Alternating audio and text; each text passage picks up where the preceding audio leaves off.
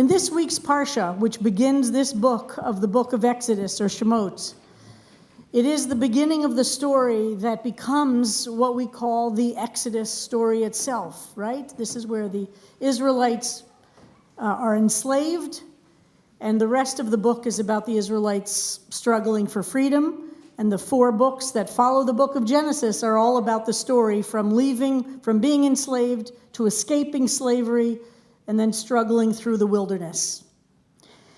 So this story, which we call the Exodus story in all different theologies, as some of you have heard me talk about before, was central to Dr. King's theology. In Christianity, there are many different ways to approach God's revelation. There's the Easter theology, which is all about the ability to have a second chance and rebirth. But for Dr. King and for the African American church, the Exodus theology was the central biblical story. Not the stories found in the Christian New Testament, but the stories of the Exodus, which are found in the Jewish Bible itself. Now, it didn't start with Dr. King, of course. One could say that enslaved Africans here in this country look to the Exodus stories, and you can see elements of it throughout the experience of slavery here in the United States. But Dr. King did take it to an entirely different level. And he spoke on multiple occasions about the power of identifying with the children of Israel, of the story of the book of Exodus and of the Exodus stories, gave deep strength to him and faith for overcoming the adversity of being victims to the Jim Crow laws and to the oppression found, as Dr. King repeatedly said, not only in the former Confederate states, in which Jim Crow laws were legal forms of discrimination, but likewise the evils of racism in northern cities. And often in the telling of Dr. King Day, we leave out the criticisms that he had, especially after 1965, of the northern racism and the racism in the northern states, especially in the cities, in which huge populations of African Americans found themselves. But he said over and over again in his writings that understanding the story of Exodus wasn't just to have a theoretical concept of the escape from slavery to freedom. And I think this is really important for those of us modern people who didn't necessarily or might be somewhat uncomfortable with talk of faith and of God have to understand. Religion done right offers incredible power to people who are in the most difficult times. And this is something you've heard from me in so many different ways as we're facing the tsunamis of hate that are coming toward us. The faith that Dr. King talked about in identifying with the children of Israel, B'nai Yisrael, of the story of the book of Shemot, of Exodus, which we're starting now, wasn't just because it was a good story that could parallel the story of African Americans. But the faith of the children of Israel gave him the ability to offer faith to his people. If he is a Moses to his people, the story he's offering them is that it's happened before. People have been oppressed. People have been enslaved for hundreds of years, and people kept working through terrible oppression and got through to the other side. This was so powerful to him, not just because it was the story of Pharaoh, but because it was the story of the children of Israel surviving. In that conference I mentioned in 1963 when they met, Heschel began the conference with a Dvar Torah, of course, and he used a Torah teaching from this week's Parsha. And I'll read a brief portion of it today. I could speak, and some of you were in, I taught a class on Heschel some years ago. You know I could talk about Heschel for a long time. But I'll read just briefly from his Dvar Torah opening this conference on religion and race, in which Dr. King and Rabbi Heschel met and started this very profound relationship they had until Dr. King's assassination only 5 years later. And these are Heschel's words. At the first conference on religion and race, which is not the one we're gathered at today, The main participants were Pharaoh and Moses. Moses' words were, "Thus says the Lord, God of Israel, let my people go that they may celebrate a feast to me." Pharaoh, at this first conference on religion and race, retorted, "Who is the Lord that I should heed this voice and let Israel go? I do not know this Lord. I will not let Israel go." The outcome of that summit meeting has not come to an end to this day. Pharaoh is still not ready to capitulate. The Exodus began, but it is far from having been completed. There's much more, but I'll stop with that so you get a sense of Heschel. He also had a great sense of humor and was able to make the Bible actually deeply connected to the moments of today. So who was Heschel? He was born in 1907 in Warsaw, in Poland. As I mentioned earlier, he was part of a dynasty on both sides of his family, both his mother and his father, of some of the most important Hasidic dynasties in Poland. He grew up surrounded, enriched, completely steeped in this kind of religious life. But like much of Europe of that time, the Jewish community wasn't so bifurcated that if you were deeply religious like that, you wouldn't also get a PhD at a university. And so he left in the early 30s to go to Berlin, which was the intellectual capital of Europe, to pursue a PhD at the University of Berlin, arriving there in the early 30s. Great timing, huh? So in that time, and there's much written about this, which I'll have to do ellipses here, he went and studied with some of the greatest minds in Germany. Many of them were Jewish professors to get his PhD, which resulted in his PhD thesis, which was on the prophets. But of course, at the same time that he was writing his thesis on the prophets, the German church was beginning to capitulate to Nazism. And he watched around him as the religious institutions of the Protestant church in Germany became Nazified, quite literally. Anybody who objected to the Nazi regime, and by the way, this is long before World War II, right? This is before there's violence. This is, the church quickly capitulates, and anybody who speaks out against the Nazi government is released from the church and replaced with somebody who is a Nazi-identified religious leader.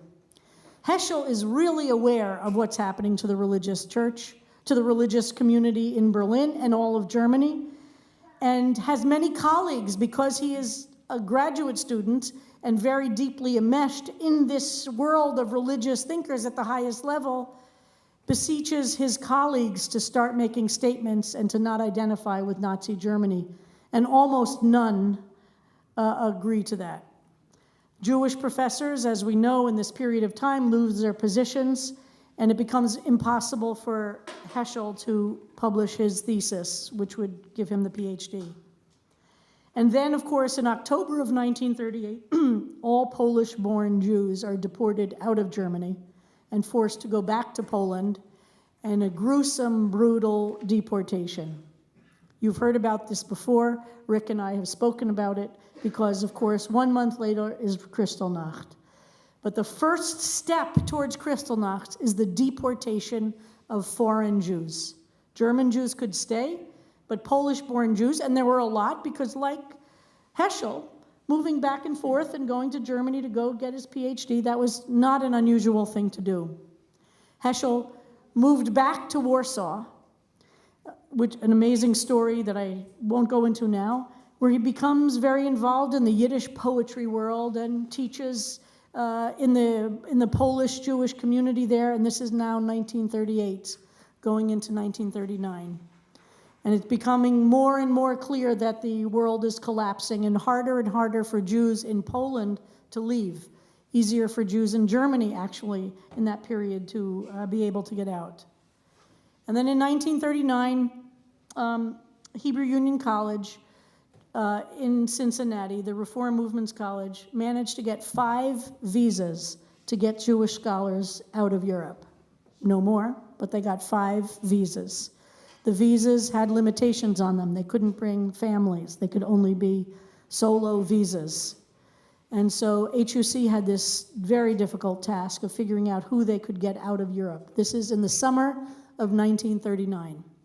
In July of 1939, Heschel, because he was not married and did not have children, got one of those visas, and HUC, the Reform Movement, brought Heschel 6 weeks before the invasion and the beginning of World War II. Heschel got out of Europe.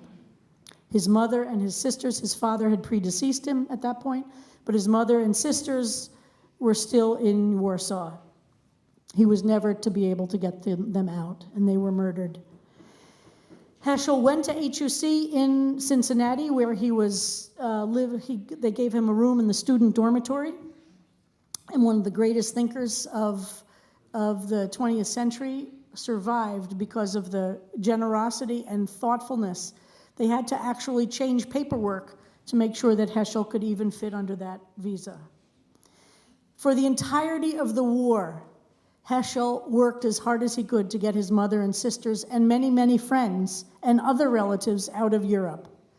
He was horrified at the silence of the Jewish community here in the United States and horrified at the silence of the government here in order to try and do more to bring refugees into the United States.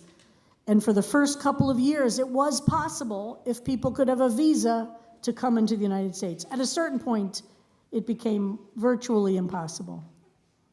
He tells a story that he was, of course, Shomer Shabbat and very religious. He would turn on the radio before Shabbat began every week so that he could be listening to the news all through Shabbat, because he just was so desperate to find out something good about his mother and his sisters and his close friends there. The war ends. He finds out that his mother and sisters have been killed. And in 1944, and some of you have heard me read this, and I just want to read this again.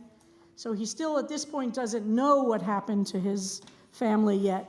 In 1944, he writes an essay called Toward a Just Society, and I just read a sentence from it.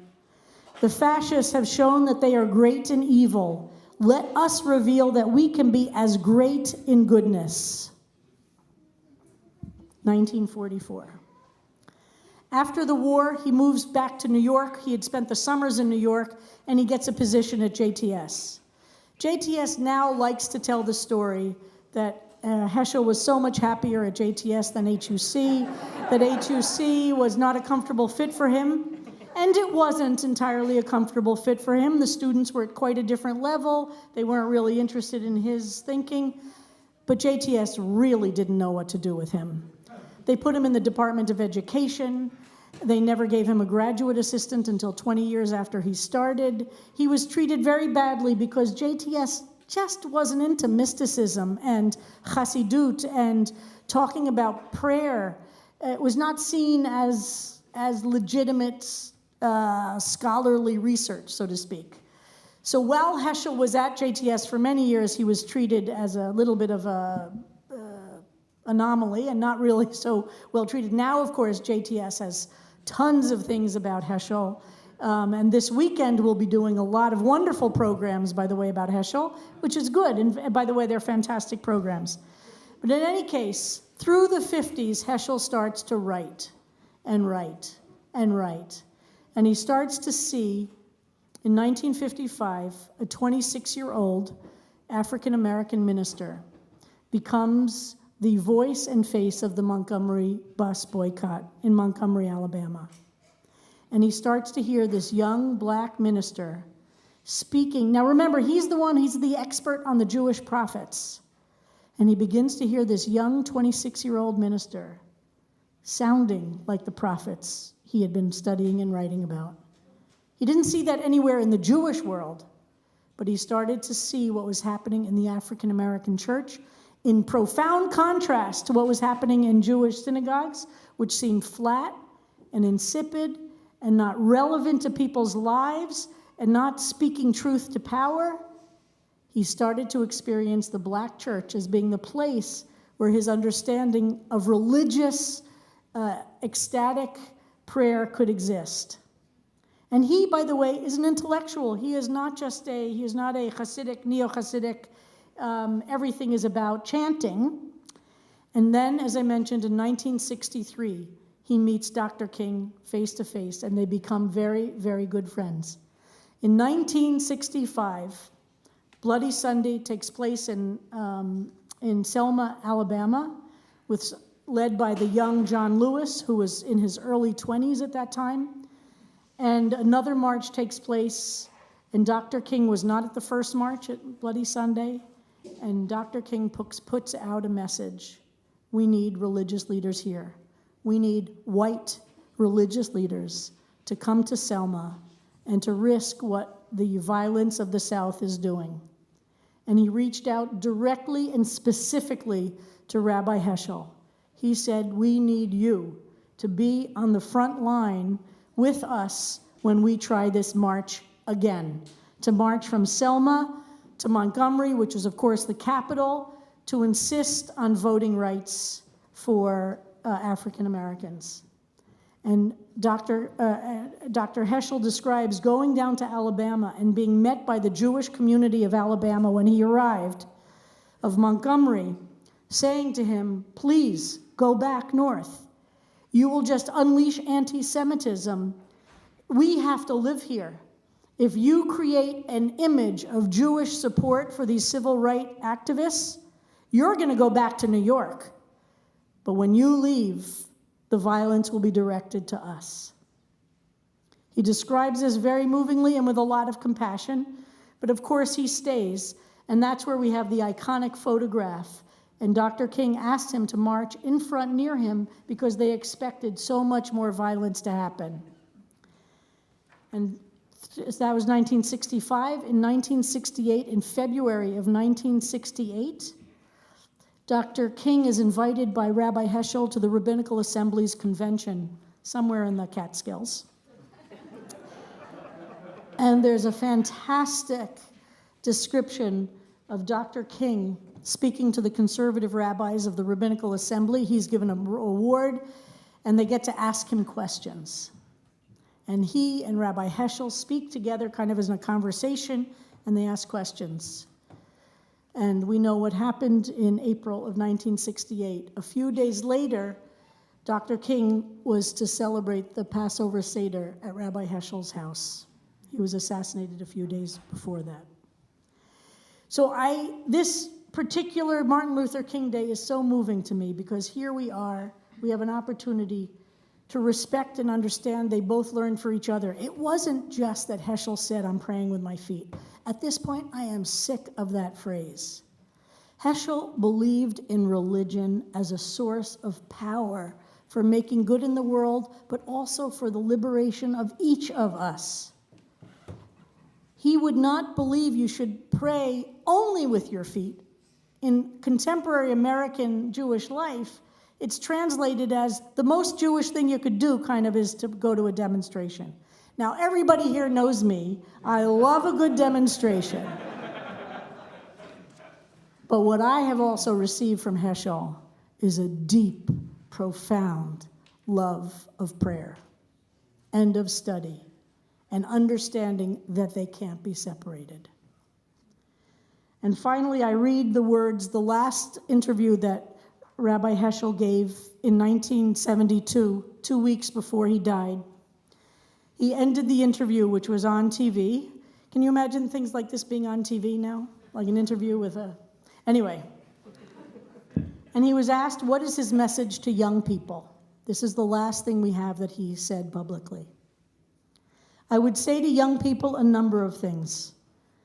I would say, let them remember that there is meaning beyond absurdity. Let them be sure that every little deed counts, that every word has power, and that we can, everyone, do our share to redeem the world in spite of all the absurdities and all the frustrations and all the disappointments. And above all, remember that the meaning of life is to build a life as if it were a work of art. You're not a machine, and you are young. Start working on this great work of art called your own existence.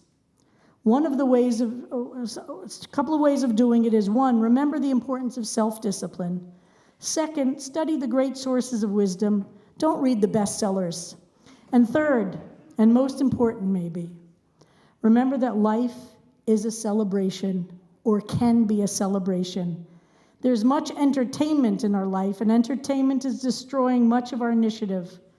What's really important is life as a celebration. The human being needs exaltation. The human being needs moments of celebration. One of the most important things is to teach human beings how to celebrate. He died 2 weeks later. And let us, in his memory, learn how to celebrate. And let us, in both of their memories, learn how to commit ourselves to the deep internal spiritual work of prayer and of study and of celebration. And let us remember the power of demonstrations as an act of religious expression. And we at CBST turn to these great words now that are in our Siddur on page 214. Page 214. And when my daughter started PS 11 in Brooklyn, and we went to the first assembly at PS 11 in Brooklyn when she was in first grade, the assembly had the American national anthem and the Negro national anthem. Lift every voice and sing. Please stand as we sing this national anthem.